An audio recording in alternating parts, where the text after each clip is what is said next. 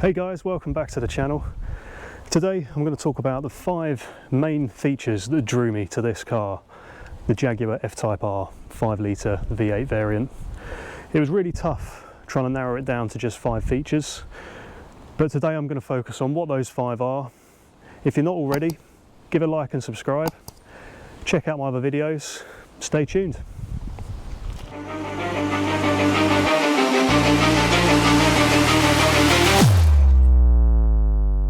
So it was really tough trying to find point number 1, top of the list. There were 2 things that were really contending for it. First was the body styling and the lines, and the second contender was the sound of the exhaust one. Top of the list, point number 1, the sound this thing makes is ludicrous. I don't know what Jaguar were thinking in the board meeting when they decided to make this car and then decided to make it sound like it does, but this thing sounds bonkers. Check it out.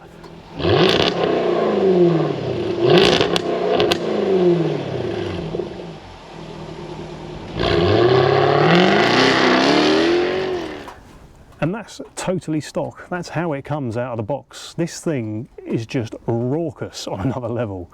It's phenomenal. I love it. I wouldn't change it. Every time this thing goes in for a service, I absolutely cover it in notes saying, please don't update the software. Jaguar released a software update to quieten this thing down. I think it was a combination of noise regs and the way this thing just chews through catalytic converters. They released a software update that gets done during a service that removes some of those pops and bangs, which for me, that was a big part of why I wanted this car. So every time it goes in for a service, there's signs everywhere saying, please do not update the software. So point number 2 on the list, there's no prizes for guessing this one. It's the styling and the body lines. This thing, in my opinion, just looks absolutely stunning. They've done such a good job of designing this car with the wide hips, the flared front, the way that the back sweeps round, perfectly hugging the exhaust tips. This controversial spoiler, I love, and I think the black pack just really sets it off. The number 3 on the list is the power this thing puts out. 550 brake horsepower to the flywheel. This thing is pushing supercar territory without the cost of a supercar. There's not a lot on the roads that would really keep up with this car, and for that reason, that's why I put it as number 3 on the list. The value for money you get when you buy this car with the power you get is phenomenal. It really is. 550 brake horsepower, taking you from 0 to 60 mile an hour in 3.8 seconds if you've got the all-wheel drive variant. I'm not sure what the rear-wheel drive is. I think it's 4.1. Even still, that is no slouch. This thing is an absolute monster, and that's thanks to the 5 litre supercharged V8 that's under the bonnet here.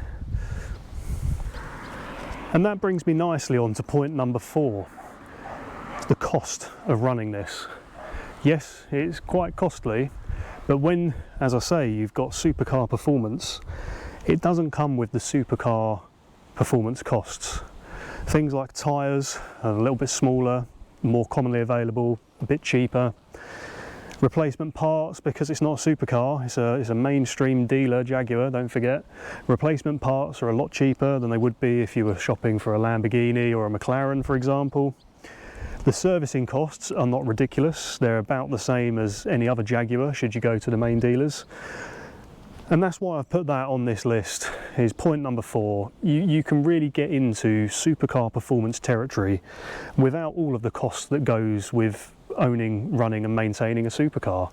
And that puts this into reach for a lot more people than it would do a McLaren, a Lamborghini.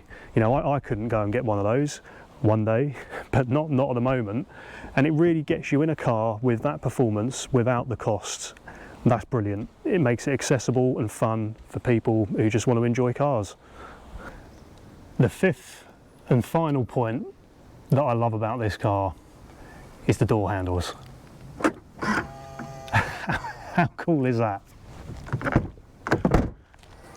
So to unlock them, you can either use the button on the key, or you just tap this button here and then you've got access to the car. To lock it, you just tap this. A lot of people push it, which wears the motors out. Don't push it, just tap it. It does all the rest itself. What an awesome feature.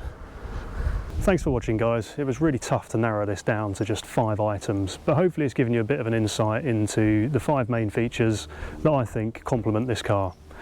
If you're not already, give a like and subscribe. Check out the other videos, and I'll see you in the next one.